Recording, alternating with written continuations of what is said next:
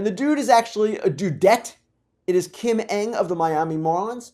Kim was quite aggressive this deadline, first acquiring David Robertson in that trade with the Mets. That was kind of a stunner, right? The Marlins making a trade with the Mets and being the buyer, not the seller.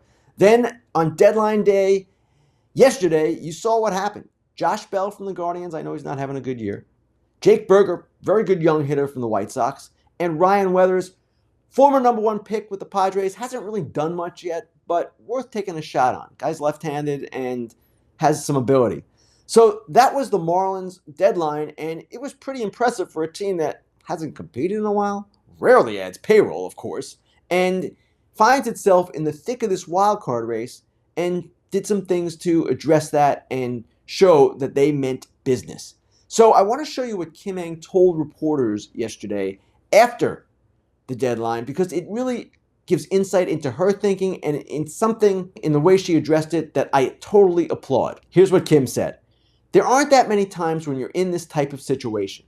Principal owner Bruce Sherman and the entire ownership group was completely supportive of us really going out there and spending some money and making sure that we supplied these guys who for the first 4 months of the season have absolutely just played their hearts out. When you're in this type of situation, you just have to make sure that you treat that with care and that you understand how big a deal this is for the city, for the Marlins fans, and for all those guys downstairs. And you have to do what you can to improve the club. Eureka! This is exactly what an executive should be doing.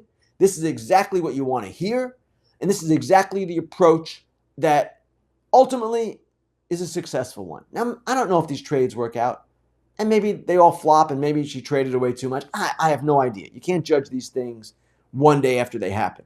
But it's the mindset I'm talking about. It's a different kind of mindset than we've seen from many executives in recent years. And I wrote about this, as I said earlier, in The Athletic today at the windup. It's a lot of caution, a lot of restraint, a lot of discipline. Use whatever word you want. A lot of outright fear. Nobody wants to make a bad move. Nobody wants to be criticized in the media years down the line. People are afraid of losing their jobs. People just don't get after it the way they used to. Now, the stakes are higher. There's a lot more money involved. I get it. But at the same time, Kim Ng, due to the week because she took that approach with a team that we haven't seen that approach from very often.